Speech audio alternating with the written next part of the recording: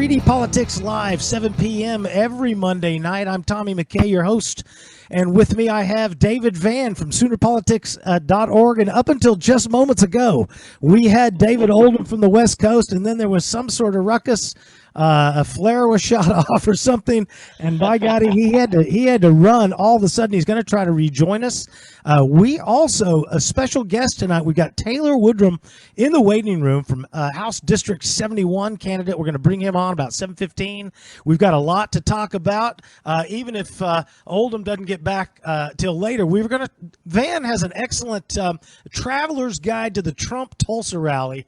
And on SoonerPolitics.org, you got to check that out. We're going to discuss that. Like I said, Taylor Woodrum at 7:15. I want to discuss tonight a little bit about Karen Keith and some of her comments about the rally.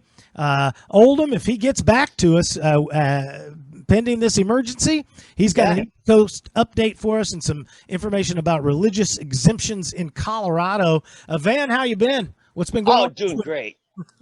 Doing great. Getting ready for chaos, mayhem, and everything else that we've never seen with the mother of all rallies coming up this weekend. I'm so excited. It's a summer of love all over again, isn't it? Yeah, it's going to be loving here in Tulsa, and everybody out of state needs to get here by Friday.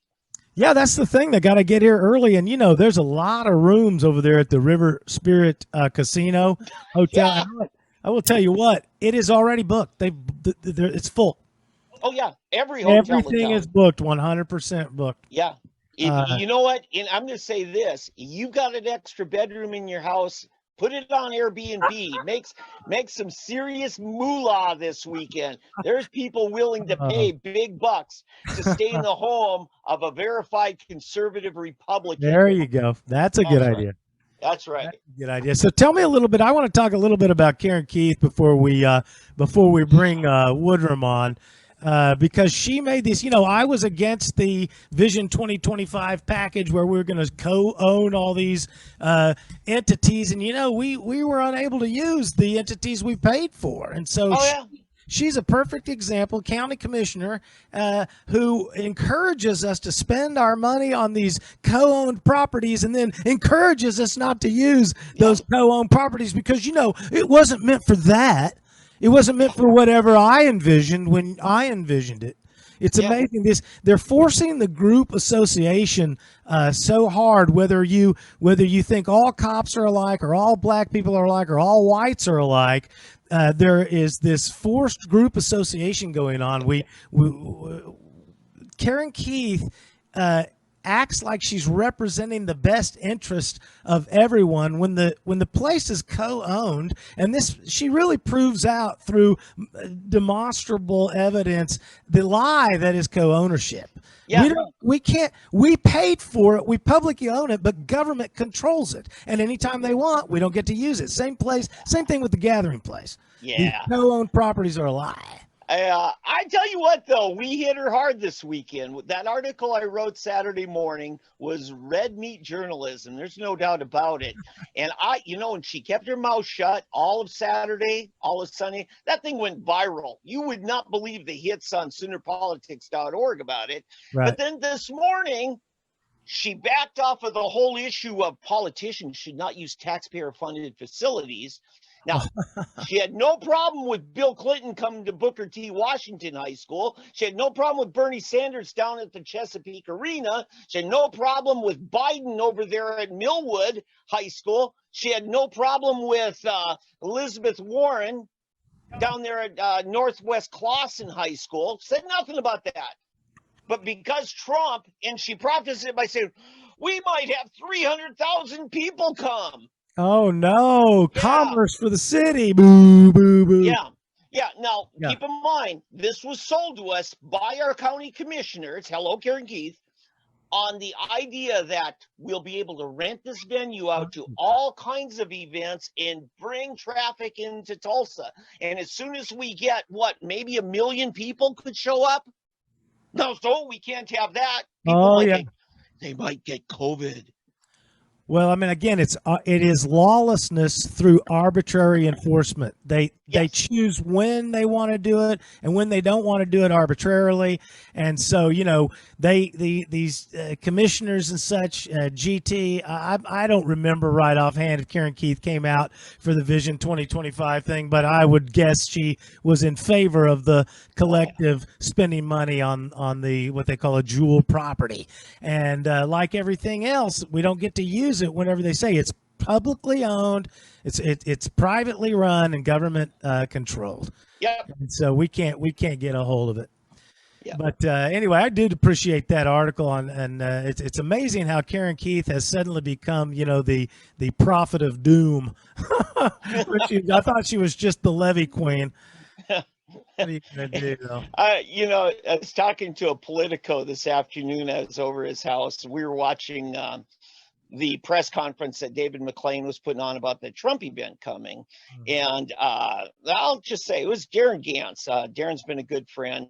And he sent me something. He says, we can't have, it's like, what? Abe Lincoln's going to come to Gettysburg? Why, how dare he? That might trigger a second wave of casualties. Doesn't he know we're trying to bury our dead? Is he turning this just into some political opportunity? Wouldn't have the Gettysburg Address, would we? I don't guess so. Yeah. So Let's see what I can find here. I'm going to see if I can bring. Yeah. Let me see if I can find my person here. Yeah, we're trying to bring on Taylor Woodrum. I'm not finding my opportunity to bring him in. When he joined, it showed me he was there. Okay. I'll send him a text. Maybe he's watching me this way. I'll tell him we're ready for him. He's on. And Tom, while you're working on that, I just want to do a little backup. Taylor Woodrum's running for House District 71, I believe. The current incumbent is Carol Bush. Now, Carol came into office, I believe, 4 years ago when she beat the incumbent that had the office before. All right, I've got Taylor. Thank you, David. I appreciate that. Taylor, thanks for hanging in there while I found the magic button. You're the man. Ladies and gentlemen, please welcome Taylor Woodrum, running for House District 71. Taylor, it's nice to finally meet you across the Zoom. It's nice to meet you guys, too. It's actually House District 70 here in Midtown Tulsa. 70. Oh, that's my bad. Yeah. There you go. No, you're good. I read what they write. I live in 71. Gotcha. Yeah. No, sorry about that. That's I should have cross-checked that. Taylor Woodrum, House District 70. And yes, so there you go. And I know that you're one of the up-and-coming young rising stars in the conservative movement. Tell us a little bit about yourself and how you got where you're going now. Well, I kind of got into politics around 2008 when I watched Obama win, and my dad get really mad about it. It kind of got me pumped up and interested in politics from there. And in 2016, I was a pro-Trump guy all the way. And I noticed a lot of people didn't like that. And it just kind of was weird to me how people would attack me for that. When I graduated high school, I went to OU for a semester. And I actually was physically assaulted on OU's campus for wearing a USA 45 hat. A kid took it off my head and threw it into the street. I went to the university about it, and they didn't want to do anything. So I had to take it to the police department, and they followed through with it and went from there. And I decided that OU wasn't my thing, but I wanted to do something to where I could protect and restore liberty in the state. And I thought, what a better way than to run for office? Right. So when I went to TU and I transferred, I started a club, which was Young Americans for Liberty, and I networked through there and learned a lot about the system and how government works. And I changed my major actually to political science after that. So I'm finishing that now, and it's been great. It's been awesome. You kind of got bit by the political bug. I know. Yeah. 4 years ago, I had a beef with the mayor, Dewey Bartlett Jr. over the Vision 2025 thing. And I got to say, running that was a campaign and arguing with the mayor and GT. it was a real learning experience, and I really had a great appreciation for our founding fathers. We've got a great system where a guy like me can step up and argue with the power brokers, and so it's a great opportunity for young people like you to step up and serve your country in this fashion. Yeah, it's not something a lot of people, they always question. You're 21, you're 21. Are you sure you want to do this? Is something you want to do? And I look at them and go, yes. I actually turned 21 on Wednesday, and instead of partying and doing things that normal 21-year-old would do, I was out there knocking doors, trying to spread the word of liberty and trying to promote my campaign because I want to make change for Oklahomans. I am going to bring Oldham on. We've got him back. That's great. And I'm going to take the producer out I here. Just, okay, you got me. Waiting room for you. Welcome back, David Oldham. Let me just introduce David Oldham, back from wherever the hands of doom out there on the East Coast. He apparently has slayed the dragon out there, and he's back with us. David Oldham from constitutionalgrounds.com. And also, David, we've got Taylor Woodrum with us also. I see that. Thank you. Very good. Where were we, David Van? Yeah, Taylor, the name Woodrum, to many of us who've lived here in Tulsa for decades, I remember Pat Woodrum that ran the library very well for decades. Yeah, that's my grandma. Grandma. Yes, sir. Yep. Now, didn't she run for office as well? She ran for state senate back in, I believe, the 80s. It was in 96, and I met her on 96, Yep. It's a trick question, clearly. I mean, before I was born, before I was even a thought. It's a perjury trap, Taylor. That's what Don't doubt me, Taylor. Don't doubt me. Taylor, I want to know what is your when you think about politics, what is your real burning fire? For me, I always trigger when I hear the public schools start talking about more funding, and I go insane. And I know the Constitution is where the radical David Oldham comes unglued. But what about you? What's your main trigger? I know there's not one, but what's your main fire? Well, there is one main trigger, and that's when conservatives vote for tax increases and override our governor from increase our budget and things like that. Right. It's unnecessary, and I think it's uncalled for. I am in love. In a very heterosexual way. Here we go. There's a gentleman by the name of Willie Montague out in Florida, and he's trying to unseat Val Demings, who was on the team against Trump during the impeachment hearings. And that during the impeachment hearings was when I realized that every House race matters. Every single House race matters. It doesn't matter what state you're in. If the person's saying the right thing and doing the right thing, you got to support them even across state lines. So I appreciate you stepping up. So you're a fiscal conservative, and then and what about how do you feel about funding in the schools? I mean, what's your attitude about schools and teachers and funding and all that? Well, I mean, obviously, I think that the numbers don't lie. Our education system it's not the best in the country, not the best in the world. I think there's ways to go about that and ways to fix it. I was lucky enough to attend Cash Hall, and a lot of my friends went to charter schools. And I think that we need to make sure that every student has like the same opportunities that I had to go to these schools, because today's well-educated children are tomorrow's future, and that's me running. I am the future there. So I mean, it shows. Well, you're young. I'm not going to put you on the spot, and as Tom mentioned, I'm the constitutionalist, but I'm not going to put you on the spot. But just for food for thought, what might you think about ending public school funding from a tax perspective? In other words, thinking completely outside the box, getting back to actually a constitutional form of governance, where taking property from other people to pay for someone else's stuff is actually unconstitutional.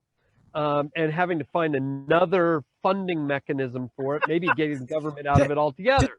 As a youngster, and since you've been to school that was completely private, you might be the one that would end up carrying that. Yeah. And figuring out how to do it. Yeah. I mean, obviously, it's a big task to take over, and it's something I'd like to work on, getting towards a system like that. Obviously, it's not going to happen in 2 years or even 4, but down the road, I think we can make ways and a path to get there. Reach that point. Taylor, I'm currently reading a book called The History of Education in the United States, and it goes back and covers circa 1645 forward, et cetera, all the different all the colonies, and eventually when they turn into statehood. And so what I'm finding out, the history of our public schools is one of individual laboratories, each state and even different groups within states learning better ways to educate the children in their state. And one of the problems I see today is an effort towards nationalizing, not just schools, but in everything, but especially the school system. It goes against the origin of our state-run school system when we begin to nationalize. What's your comments on nationalizing schools? It's not a good thing. Common Core, if that's what you're referring to, yeah, it's a horrible thing. I think students learn in different ways, and they all learn differently. And I think that Common Core just kind of throws that out the window. So who are you running against in District 70, Taylor Woodrum? And why? Carol Bush. Why, right? Carol Bush. Yeah. And what is it about Carol Bush? I've actually got a picture here for you. All right. This is, so back in 2018, when I came back to Tulsa, I started to look into my local politics more and more, and I looked at Carol Bush, and I started to realize I don't align with her at all. And nobody in my household did, and I didn't think any Republicans really would either. And I actually have this picture here, which is of her endorsing Kendra Horn at her campaign event in Oklahoma City back in 2018. And to me, that's just unacceptable to endorse a Democrat in District 5 and actually take it over, help them take it over. It's just completely unacceptable to me. Well, it's deceitful, at least. It's two-faced. It's duplicitous. It's fraudulent. I got another word, but I'm not going to use it. So, have you? What would you like to see done differently than what she has done? In other words, first, you followed her over the last couple of years. Yeah, I haven't in depth. I've looked at some bills she's voted on. First off, I would vote on every bill. She misses a lot of bills, and I think every abortion bill that has come in front of her, she has skipped. I don't know if that's a bathroom break or if that's I just don't want to be there. But to me, that's unacceptable. That's a pretty long. But that's just coincidental. That's just irony. Yeah. So that kind of alludes to your position on abortion. And so, I think it's the Republican platform that gives them 20 or 22 weeks to do the abortion before there's brain activity or heart activity. You agree with that in the national platform, or are you an abolitionist? I'm not an abolitionist. I'd like to eventually get to a point to where that abortions aren't needed. Yeah. That would be a great thing to get to. Obviously, that's an ideal world, and it's going to be long before you can get there. But I think the heartbeat bill is a great bill, and that's where we should start and keep it there for a while.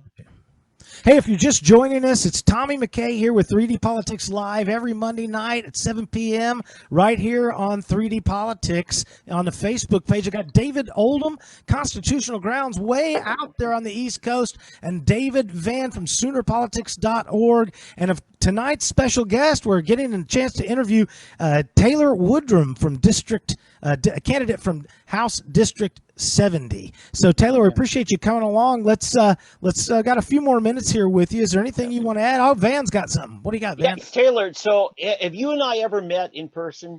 No, I don't believe so. Okay, thank you. I needed to clear that up first. You do a magic trick? Of an analogy I want to make. You're 21 years old. I just turned 59. Well, technically I turned 4 because I got my 4-year-old granddaughter to change with me. She's 59. I'm 4, which explains my behavior.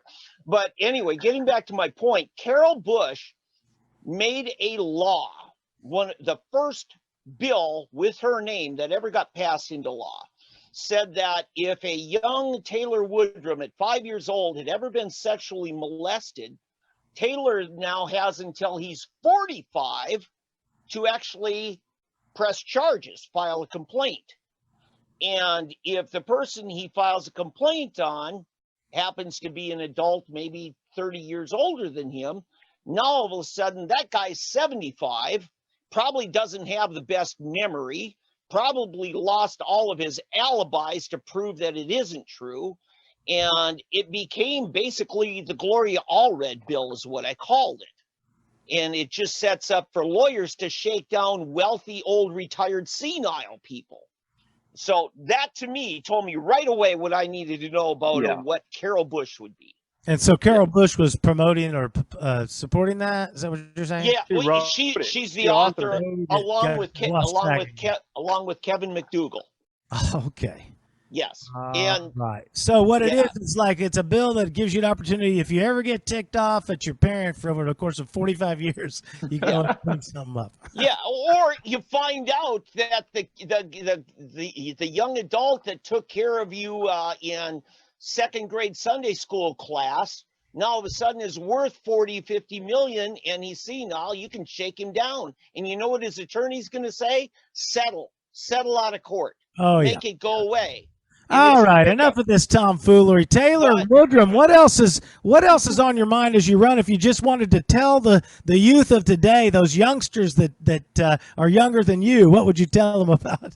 What would you tell them about the world and what you're doing? Tell them that I'm trying to make an Oklahoma that they want to stay in. I mean, that was something a lot of my buddies growing up, they're like, man, I want to get out of the state. And I just didn't understand that. I love Tulsa, I love Oklahoma. I want people to get involved in the political process, younger people like me, to help build a better Oklahoma for everybody, a more conservative, a more free state for everyone. And we need the youth vote to do that. Oh, definitely. Where it's all handing over now, we've got to make sure that we go ahead. And the House, I believe, the House majority or minority leader is Emily Virgin. I think she's 24. And if the Democrats come in and they steal the youth vote and they get the youth vote in the state, maybe 20, 30 years down the road, we're no longer red. We're no longer Republican. And I'd really hate to see that. Right. And what do you now? Politics is something you're going to endeavor. And what's your occupational endeavors? I've actually worked at a local retail store here, electronics store, it's a leadership position where I'm in charge of managing inventory and making sure. Yeah, I've been there for about a year. And then and you'll finish. When do you finish school? Should be around the end of 2021.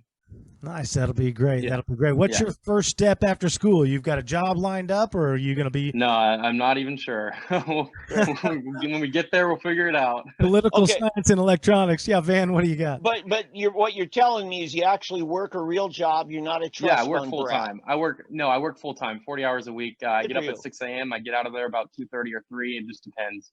Okay. All right. Well, Bachelor number 1, have you got a love life and you're planning on any kids in the future? Yeah, no, I definitely do want kids. I actually live with my girlfriend. We've got a house. So. Oh, very good. Very good. Well, that's great. So you got a little support system there. Oldham, what do you got for us? So what are you finding at the doors? What are people, as you're going around knocking, what are people telling you that their concerns are? Well, I'll give you the last couple's door that I actually visited. They told me that their last encounter, which was a day before I got there, was with Miss Bush. She knocked on their door and it ended up with them telling her to get the hell off their porch. Because they asked her about Kendra Horn, they asked her about her votes, and she just kind of tried to weasel out of it like a typical politician would.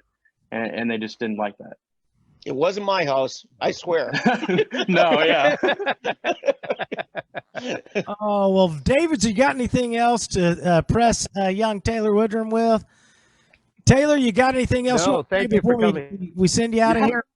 I appreciate the invite. Thanks for letting me come on. Hopefully, after June 30th, when I win, we'll be able to have more conversations like this. Very good, Taylor. We appreciate your efforts and good luck in the future. And we hope to have you on again when you are successful in your endeavors.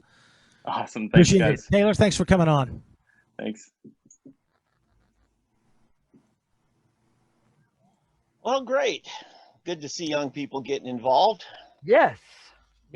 Very good. Yeah. Hey, for any kids watching, we need young blood to step up to the plate. At 20, I mean, you can just imagine how I was at 20. I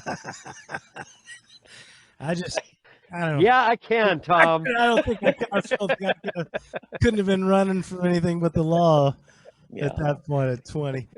But it's nice to see the youngster in there doing it. That's great. And actually, I became familiar with him over Facebook. Don't know him from anything, just like some of his posts, and then became friends, and then shared support and etc. from there. Here we are, 7:26 on Monday night, live with the two Davids and Tommy McKay on 3D Politics Live. David Van, SoonerPolitics.org, and David Oldham on constitutionalgrounds.com. And here we are, 7:26 on Monday night, live with the two Davids and Tommy McKay on 3D Politics Live. David Van, SoonerPolitics.org, and David Oldham on constitutionalgrounds.com. And so what about this New Jersey East Coast update? Oldham, what was that big thing that happened for the show? Well, yeah, tell us. Out here, people are rabid for mask wearing. And if somebody goes into a store and doesn't wear a mask at times, they will get pretty rabid. And apparently this time around, some cops were called on some friends of mine. And so they came asking for some help just in case. And I was able to just kind of calm everything down. So, and the police showed up. There was nothing to be done. But the thing is that, so just to let everybody know what's going on, what happened? You're okay. Oh, I got the wrong screen. Sorry. Where are you? Oldham, where are you anyway? Who's a stand? I am right now in central New Jersey on the coast. You can see the coast out behind me. Yeah. It's beautiful. I have been out here since last Saturday. I left and drove from Tulsa and came out a week ago to speak at first in Connecticut and to give some classes on the Constitution and speak with people around Connecticut. I took a day, went to Boston, saw some of the highlights. They tried to contact trace me while I was there, forced me to wear a mask, wouldn't seat me for a beer for outdoor seating because that's all they were doing. They would not seat me unless I gave my contact information for tracing, just in case there was a second round. And this, by the way, was in front of the Samuel Adams statue. Oh my goodness. And right next door was this place. It was one of the only places that is actually seating people. And it's right behind the Sam Adams tap room, the official Sam Adams tap room.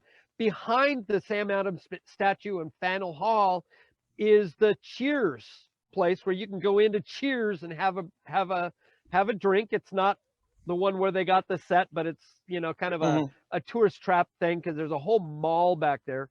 Sure. Boston was boarded up when I was there midweek. Tell us about this picture we're looking at. Yeah. Well, so anyway, I got down here to New Jersey and started doing the same thing. Harassing some classes, harassing people. I met two of the bravest guys in New Jersey, the Attila's Gym owners who attempted to open and then were summarily shut down by the court. And it's amazing how fast they can get the court to shut people down, and quite frankly, unconstitutionally so. Now, let me say on the Attila's Gym, that was where the cops showed up, said, you guys are in violation. And on that note, have a good day. And the cop refused to issue the summons. That is correct. That is. But later on, the machine cops, the state health department came back, went to the court with, and I've seen the paperwork, bogus. Everything. I mean, just because we believe science, therefore we want them closed.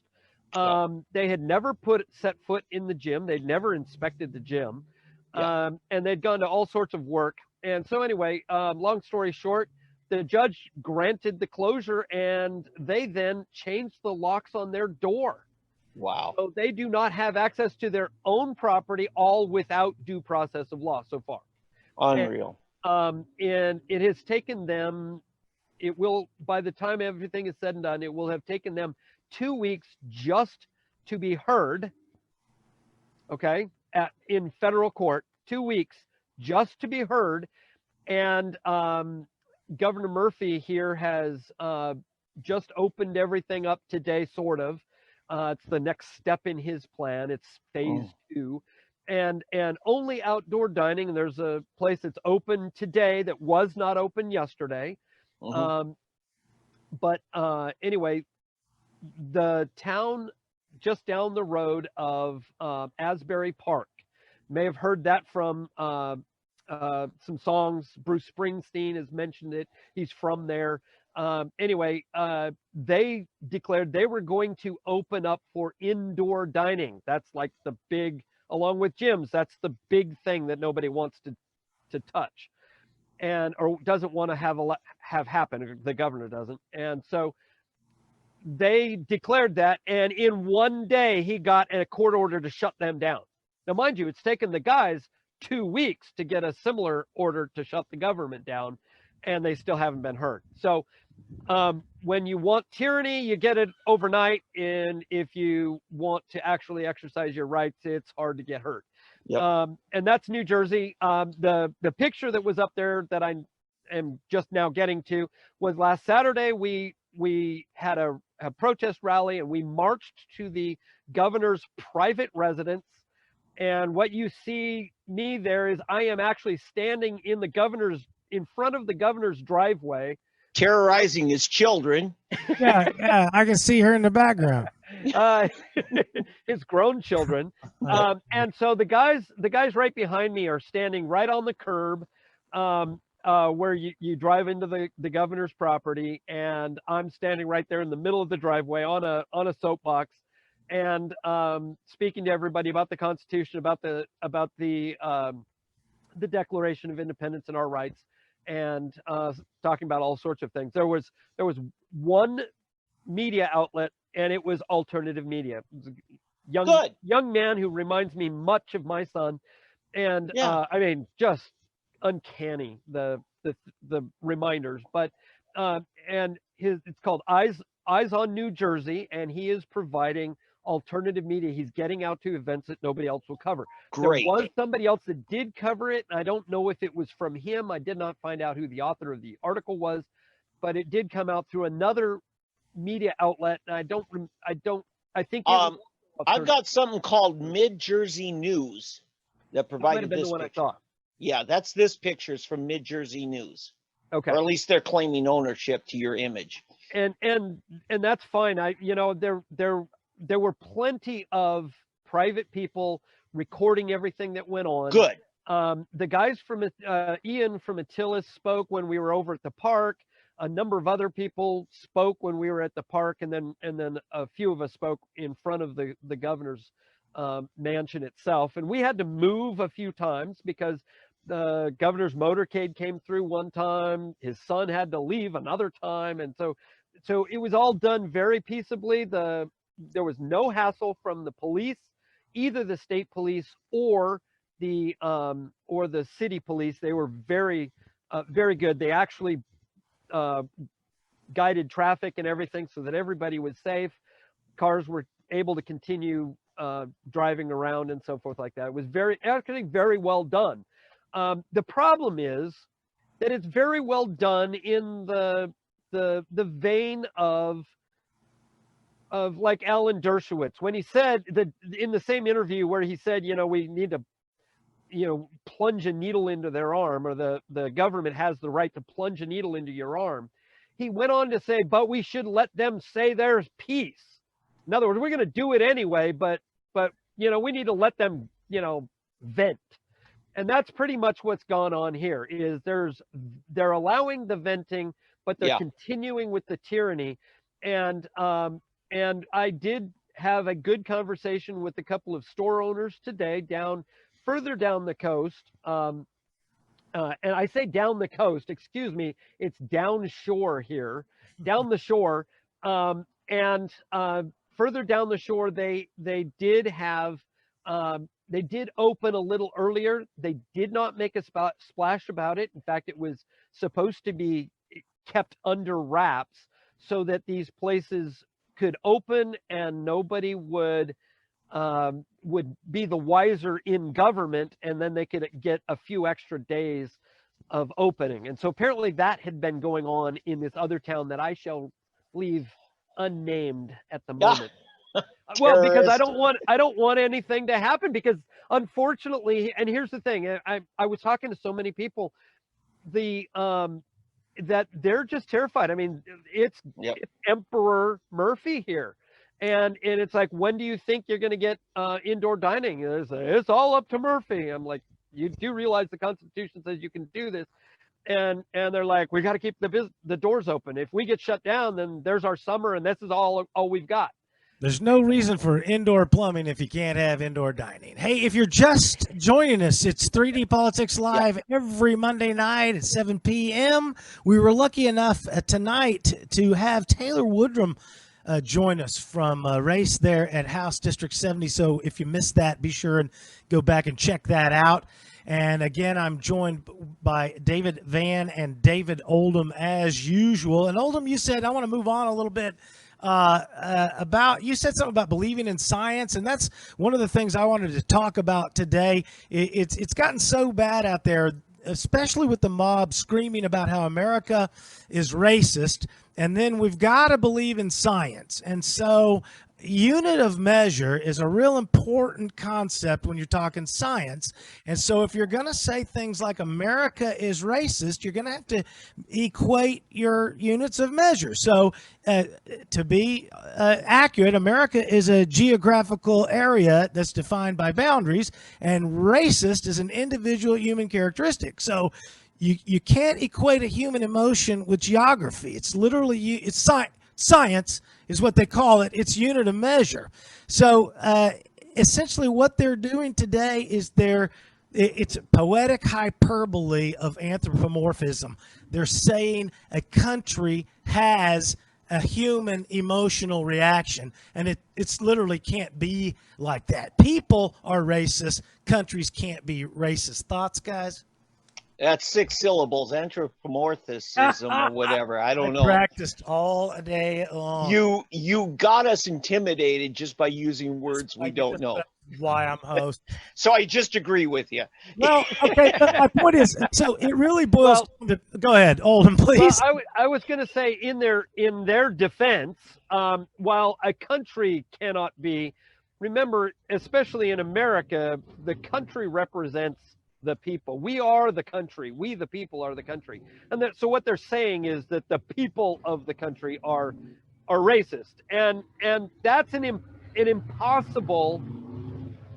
Sorry about the noise. That's an impossibility to measure or prove or anything. I mean, well, when you mention everyone in general, you mention no one in specific. Correct. So you really have said zero when you say everybody's something. You know, it's the systemic racism cannot occur in a system. It has to be employed by a human. It has to be enforced. There's no the system has been. There's no implicit racism in a system. Well, let's understand what's really going on here. You guys have heard me talking about bills of attainder, right? Yes. Okay. So what all of this is about is setting up for bills of attainder. Remember, bills of attainder come about, they're legislation that condemns society or a part of society or an individual person in reality, originally, but for things that could never be proven.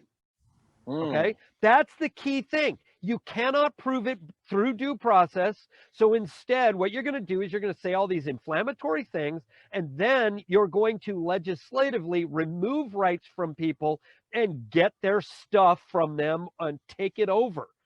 So that is what is all going on here, because remember, this is about bigger things. It's about social justice and getting from those who have benefited while others didn't, and things like that. So Okay, there is- Van, what do you got? Well, yeah, Oldham. So basically, you're saying if somebody outrages our morals, or offends us, then the bills of attainder are based on things like that. I'm offended, therefore we're taking away your rights. Or Correct. you've outraged my morals, therefore we're throwing you in jail. Also, Right. I want to clarify my bold statement that the system can't be racist, and I'll give you the caveat: if you can conjure up a system that is written to be racist, the system does. It's like a gun. The system doesn't go off racist.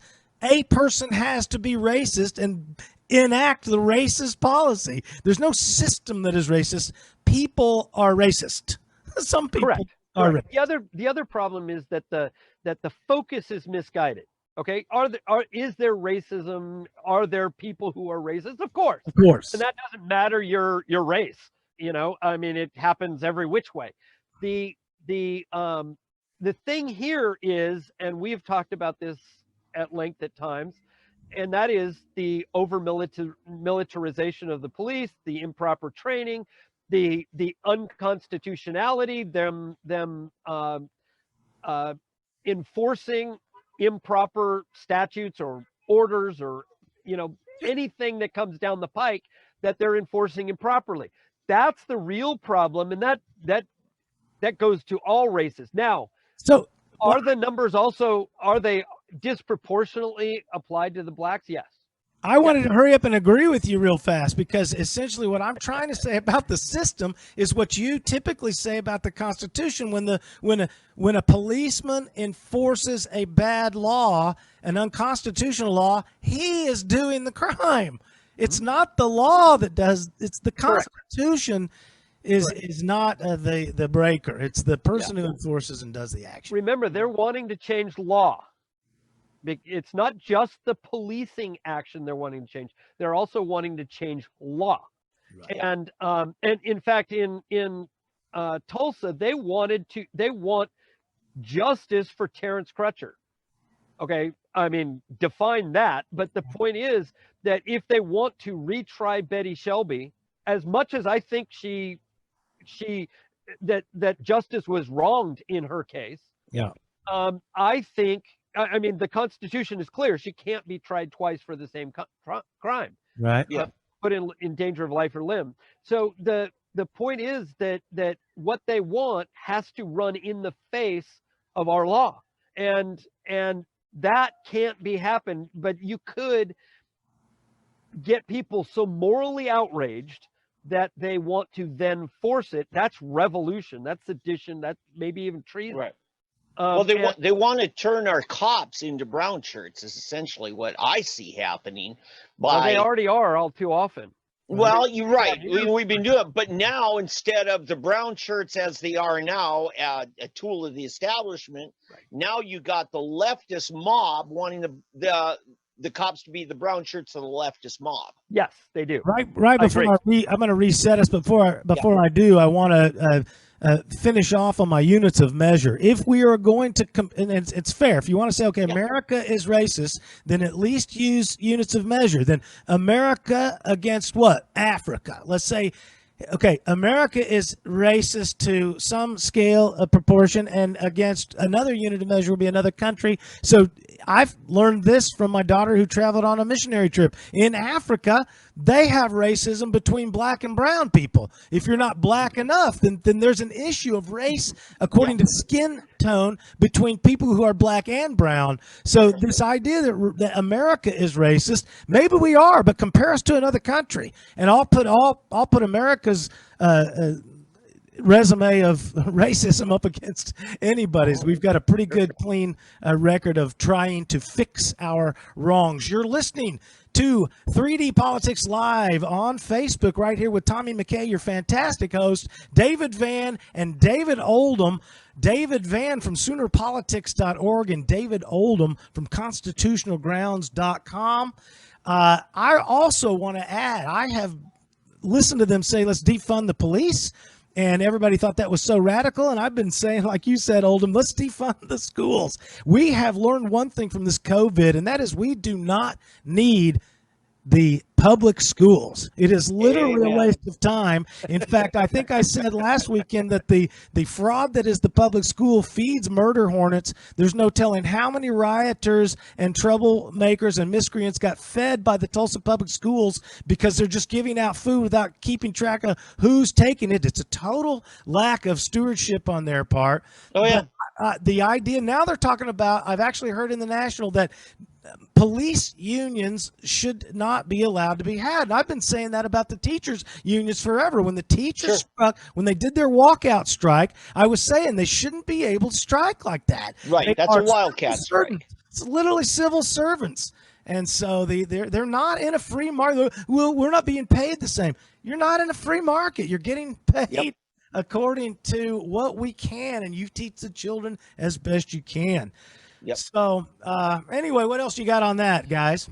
No, I'm ready to talk about this guy named Donald Trump wanting to come to town. Okay. Oh, that's right. Let's do it. Shut that in there. I was going to go off about my Nazi rants about the nationalization, the socialization, blah, blah, blah, all the same stuff. More. Well, if we want this to go 2 hours, we can do that. Tell us about the Trump rally guide. Well, let me first talk the big news, because at this time last week we didn't know that Trump was coming to Tulsa. Right. And unless we break the story, people won't hear about it, right? But this is going to be the mother of all political rallies here in Tulsa, because it was announced, I believe it was Tuesday or Wednesday. I'm trying to remember. I think Wednesday. And by Thursday, they said, well, we got 200,000 requests for tickets. By Friday, they said, oops, we were wrong. It was 300,000. And now, yesterday, they said we're up to 800,000.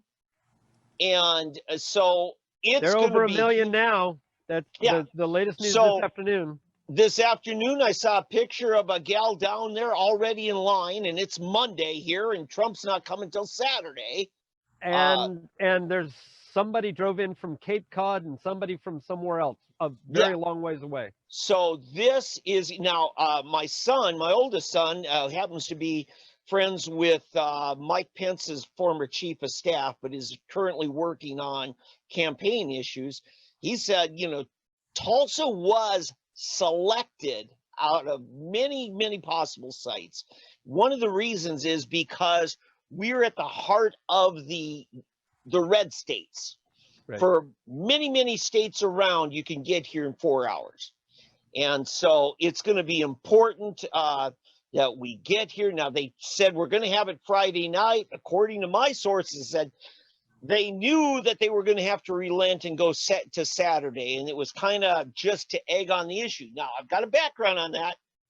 Juneteenth, which is a Texas holiday when the Texas slaves of the state of Texas, which at that time I believe wasn't even part of the Union, they were, independent nation or territory or something, but they were freed on that. Oklahoma slaves, the only slaves in Oklahoma were slaves of the Indians, because the Indians were the only legal residents of Oklahoma. They weren't freed until the next year. In fact, even into 1867. So this is a holiday that doesn't even apply to Oklahoma. But you know what? They want to celebrate it. That's their purview. The only problem is the Tulsa Juneteenth organization, which has always organized everything. They had on their website last Wednesday that they have decided to totally cancel all Juneteenth celebrations this year, and they'll pick it up next year. Well, because of COVID? Yes. They said that on Thursday. I went back to their website Friday, and it said a bunch of other organizations are getting together to plan a Juneteenth celebration, but Juneteenth is not part of it. Now, who's the guy in the picture we're looking at? I'm sorry, yeah.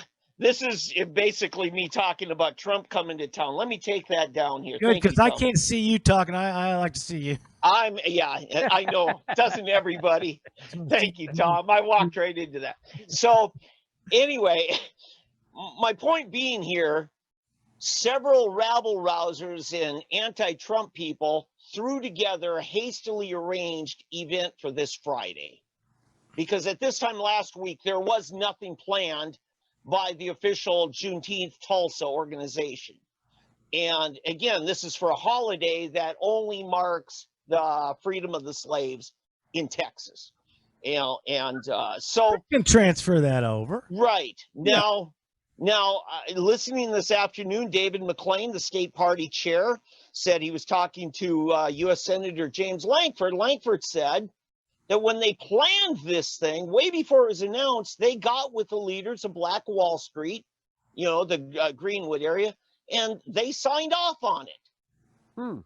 So all of a sudden now there's, oh, no, we're offended. The same bunch or other people claiming to speak for the urban Black community said, no, this is not tolerable, even though they didn't have anything planned. So, okay, we moved it to Saturday, and I'm telling you, it's a great thing we moved it to Saturday, because all of a sudden we can have this event downtown at the BOK Center, close to 20,000 capacity on a Saturday when the business community downtown is not there. Yeah, it's going to be fantastic, because you're going to have several streets blocked off to pedestrian traffic only. This is the mother of all rallies. So that's the thing going on. And Tom, at some point, just for everybody's knowledge, that there will be overflow into the Cox Center. Yes. And everybody needs to get to town early. If you are a Tulsan, if you are an Oklahoman and want to attend the rally, you better get here early. And that's what I was going to segue into the next article I wrote at Sooner Politics, a traveler's guide to the Tulsa Trump rally. And in that I'm saying, and this is important, you must be in this city by Friday, to really do this right. I remember in the early days of Rush Limbaugh show, there was a guy married to a liberal wife in Fort Collins, Colorado, and she wouldn't let him use family budgeted money to buy the Rush Limbaugh letter. And so Rush said, why don't you do a bake sale? He said, okay, I'll do a bake sale. Rush said, I'll come on out to Fort Collins and get behind it. It turned into a 90,000 attended event that shut down I-25. You couldn't get within 10 miles of Fort Collins because the interstate had turned into a parking lot. And so I'm saying, if 1 million people try to drive here on Saturday, it's going to shut down every interstate around eastern Oklahoma. Right.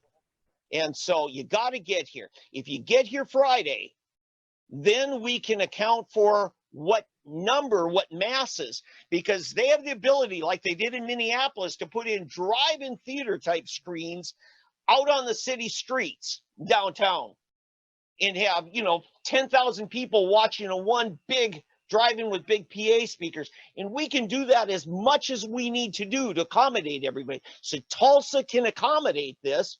We just need the people to organize with us. Go to Airbnb. If you're a Tulsan and you got a spare bedroom, by God, make some money on Airbnb. I plan to do it. I might have a bed set up behind me here in my home studio. Money, and listen, if I were out of town, I'd rather stay at the home of a true conservative, than even in some hotel. So, and get your RVs, come on down here, park at a Walmart or wherever you can, and be part of this. And I would hope that the alternative media, our friends, anybody with a drone would show up so that we could get some drone footage of the crowds and so forth, because I think it's going to be pretty intense. And that brings me to something else. A lot of rules involved in drones being flown. But the drone owners know what those rules are. I'm unfamiliar with them, but I would make sometimes sometimes they won't let you fly in those areas. Let me just wrap up my point. So Oldham, you're free to go on this with it. This is the article I wrote, and you folks need to go soonerpolitics.org. It's right on the front page. This is going to be updated by the hour, by the day. I talked to David McClain, let him know what I'm doing. I talked to Bob Jack, saying we need a clearinghouse of information. We need more than one, but this is an article I started, how to get to Tulsa, why you need to get here, and then how do you get to the arena, and then showing McLean's press conference today, and so we're going to keep updating that. So Good. Okay, Looks back good. to what you're saying. I was just going to say that it was forwarded to me today a snapshot or a screenshot of the Craigslist. The Tulsa Craigslist had an ad for actors, energetic minority actors needed. It said pay $10, and it didn't indicate whether that was $10 an hour or just $10. But they needed actors, and by the time I got online, it was being pulled down by Craigslist. And so it wasn't up for very long, but it was up for a little while. Don't know what kind of response they got, but we may see some actors either in opposition, and apparently one media. You should see it in David's video of David McLean, state GOP chairman, where where one of the media suggests that the actors, or that the GOP put up the Craigslist ad to get people to stand with Trump, as That's though baseless. Trump doesn't have his own. That's baseless. Listen, And so just be aware there's going to be more coming, and that's part of the reason I was thinking the drones, because it would be nice to get a real good handle on what's really going on the streets. Yeah, listen, I put together several presidential events, and I'll tell you, it is a science who gets to sit behind the presidential candidate. No doubt about And there is a demographic formula each campaign has. Yeah. And they do select who those people are. It's not just by luck of the draw. Well, that's not just in campaigns. That's television production. Every square millimeter Absolutely. is planned. Yeah. Absolutely. It's all done that way. And let me tell you, nobody ever puts an ad out for those. You just look at your crowd, and if you got even 100 people, you can probably get a pretty good mix out of that. Well, this is going to have better part of 1 million people, perhaps. They're not going to have any problem. They got all day to walk through that line and get exactly the people they want. And so that's salacious. It's baseless. It's gutter journalism. And I'm going to decry it right now as baseless. Well, that's what our competition is all about. Yeah. Yeah. Say, speaking of, it would be nice. What about this inadvertent advertising by, was it Gundy wearing the OAN shirt? He was fishing or something, and he wore the One America News T-shirt. Network? Yeah, Mike Gundy. I did not see that. It came unglued. They're calling it a hard right-wing, whatever, news network or whatever. It's kind of like, I was shocked. I watched Biden interviewed by Trevor Noah, and they introduced Trevor Noah as comedian Trevor Noah. I was like, what? Yeah. Yeah. They call him a comedian. So Gundy could have worn an ESPN shirt. Nobody had a problem, as much as they are radical liberal at ESPN. But you couldn't have Oklahoma or One American News. No, can't do that. I like how One American News is suddenly like a white supremacy network. How did they all of a sudden pop into the front for like that? Right, and all of that. Yeah, oh yeah. Yeah, this is just pathetic gutter journalism, and it's sad to see what used to be a pretty effective information system to keep America notified of what's going on. And now, I was going to say, and the Facebook ad could have been a total fake from the get-go. Yes. Could have been that there's nothing even in opposition that's actually going to happen. It was just thrown up there because these things have happened so much in the past that it's just fun to see what everybody would do with it. It could be a creation of a media outlet themselves. Could have put it up. And listen, when everything is in this much flux, we have to start agreeing on terms. All we can do is start by agreeing on terms. If we're talking about children and I say a minor, do you mean 5 to 7 or do you mean 7 to 18? We have to define terms. And when you start saying that silence equals violence, that that's not going to fly. When that is nonsensical, and those are fighting words, because then violence is also silence. Well, And there was an interesting video where they're trying to change the definitions of words, and we see this all the time. They're doing that. I mean, yes, it is. But they're trying to change. There is a group that is affiliated with Antifa, and I think it was James O'Keefe and his project went undercover, and they found that this place was training people in martial arts and self-defense and things like that, and actually offense and gun operating guns as well as hand. And they said that they were trying to change the definition of offense to defense so that they could call everything defensive, but it was actually them instigating violence against other people. Yeah. that is literally But they're going to call it defense, self-defense. And they're changing the Ministry of Truth is telling lies, and the Ministry of Health is killing people. Yeah, it's called preemptive defensive moves. Yeah.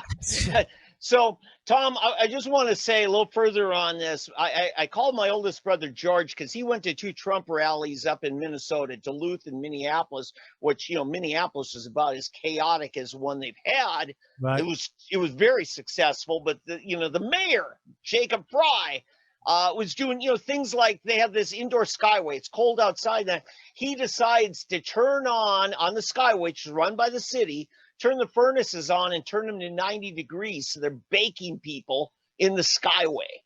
People that for a moment earlier, they were outside and wearing their winter coats. This is the kind of, tactics that the mayor's doing. Yes. But anyway, it's just a lot of good, simple stuff like, don't plan on bringing water bottles in because they're not going to let you bring liquids in, but they got plenty of concessions once you get in.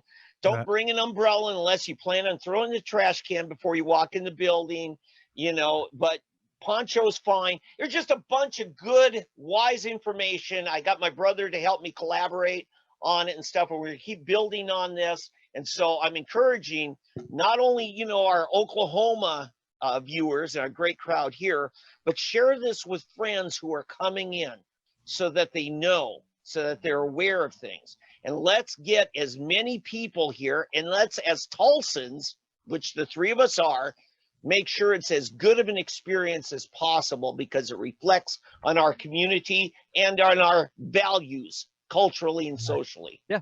That's good. Anything else, guys, before we get out of here? I got a quick update. Paul Tay has gotten out of jail. That's right. And he called me the other day because he had seen us talking about him on 3D Politics and Sooner Politics. And he's upset about a couple of things. Again, he's that political prisoner, the Bill of Attainder, Oldham was talking about, that, he offended the morals of society. And that's all they said about him. But then they took his dildo and they won't give it back, But and he is a candidate for mayor again. He said he got out at 2:00 Monday morning, and by Monday night he was a candidate for mayor. And so we got that going on. We're going to want to watch because he is fighting in Oldham. You and I've talked about this. This is political prisoner stuff, and he has a lot of people are just wondering, why do we have to support Paul Tay's position? It's not about Paul Tay. It's about the constitutional principle. Yeah, I mean, it's Paul Tay's speech is the type of speech that needs protecting. It's not my brilliant prose that needs protecting. That's right. But really, it's offensive political speech or perceived offensive political speech. And by the way, I'll just real quick said, I asked him, what were you trying to do with that thing, with the sign and everything? He says, I'm one who believes that laws against prostitution are actually unconstitutional. Okay. He says, marriage is just a well-conflated prostitutional proposal, is what he says. And how many prostitutes has he married? Yeah, I know plenty of divorced men that would agree with him on that one. Exactly. because Yes. that's what it basically ends up being. So, but Paul's style of communication is very confrontational and stuff. And you know what? He's going to have to own that.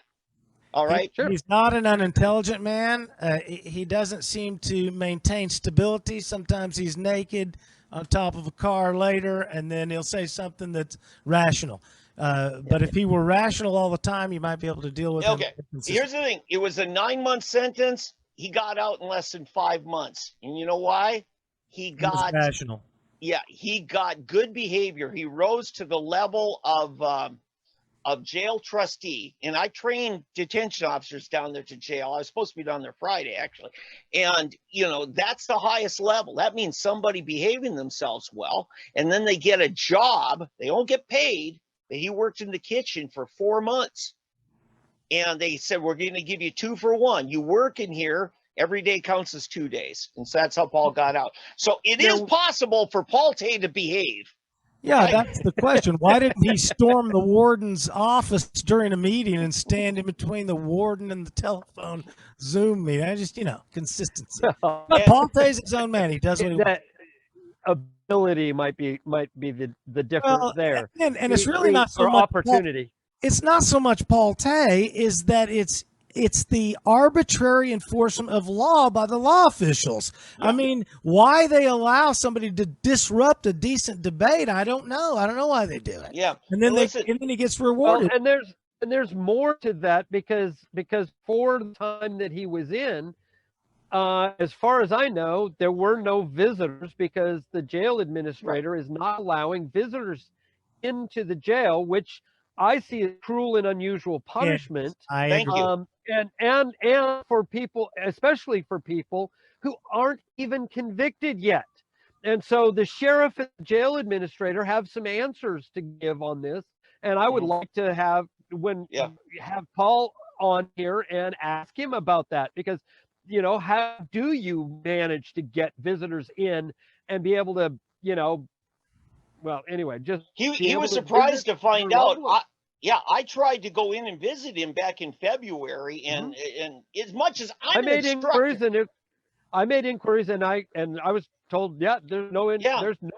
Now the attorneys still get in. In fact, the day I was down there, I found out that night his attorney Ron Durbin, who's a good friend of mine, had been in. I said, Ron, I was trying to get in. They wouldn't let me because I wasn't his immediate family. And Ron said, Dave, I would have made you paralegal on the spot if I'd known that, because then I could have got in. So, So anyway, and he's going to have some great things to say about the Tulsa Police Department with their arrangement with Okmulgee Sheriff's Office to house Tulsa arrestees in Okmulgee County. And get this, that jail's not being run by the sheriff department. It's a for-profit prison that came in there, leased it out, is doing it. And jail cells that are to handle 50 guys, they've been putting as many as 90 in there, sleeping. They gave Paul Tay 2 blankets. He said, something's wrong here. I'm getting 2 blankets. And he found out why. He's sleeping on concrete. Wow. Because they're... Yeah. Here is something we can learn from Paul Tay, because he has been grist for the mill from the inside out. I mean, I certainly can't learn anything like he's actually been in the teeth of the beast. So we can learn that from. Yeah. And I told him, I said, go ahead, Dave. What are we doing sending Tulsa jail inmates to Okmulgee? Right. I mean, we've spent millions, tens of millions of dollars on the jail, and now all of a sudden we can't house them here for know what reason? You think you're mad?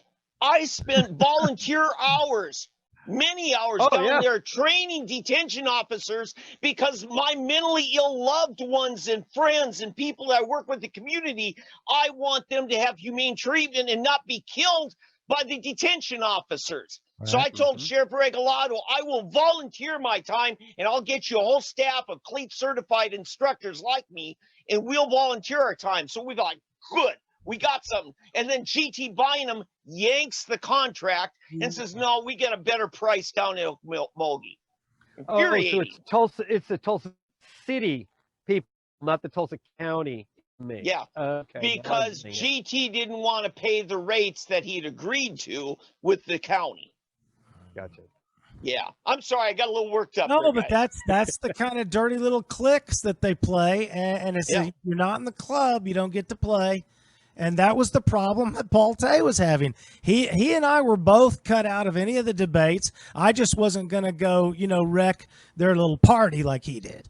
Yeah. And so, I'm more civilized, I think, in that manner. But No, you had a bad attitude, Tom. that's true. I had a bad attitude. I was trying to maintain that bad attitude, and I took a lot of work. And I'll just share something. When I said that they wouldn't even give him his personal belongings back from the offending the public morals. And I told him, I said, yeah, Tom McKay said, you mean they wouldn't even give him conjugal visits? Paul laughed for about 5 minutes. That time I couldn't get him to quit laughing. He just, Tom, you've got a fan who still likes your comedy. So He might anyway. be. Hey, what about that? That's good. Yeah. They should give him his hard hat back at least. Yeah. This is And I've got a story I can say off the air that came from a brilliant, Let's brilliant save it off genius. the air. Yeah, it's we get ready, Steve Kunzweiler, get ready. Oh. That's all. Okay, I'm gonna tease you guys on that. Well, So and anyway, I think that Steve has some questions that need answering as well. God, yes, yeah, absolutely. On so many of these kinds of things. Yeah. So, guys, it's been another exciting Monday night. We want to thank again Taylor Woodrum for coming out and being on the show tonight. We appreciate that. And we hope to have more candidates on our show in the future. But once again, for 3D Politics Live, I'm Tommy McKay signing off for David Van and David Oldham. We'll see you guys next week live on 3D Politics Live.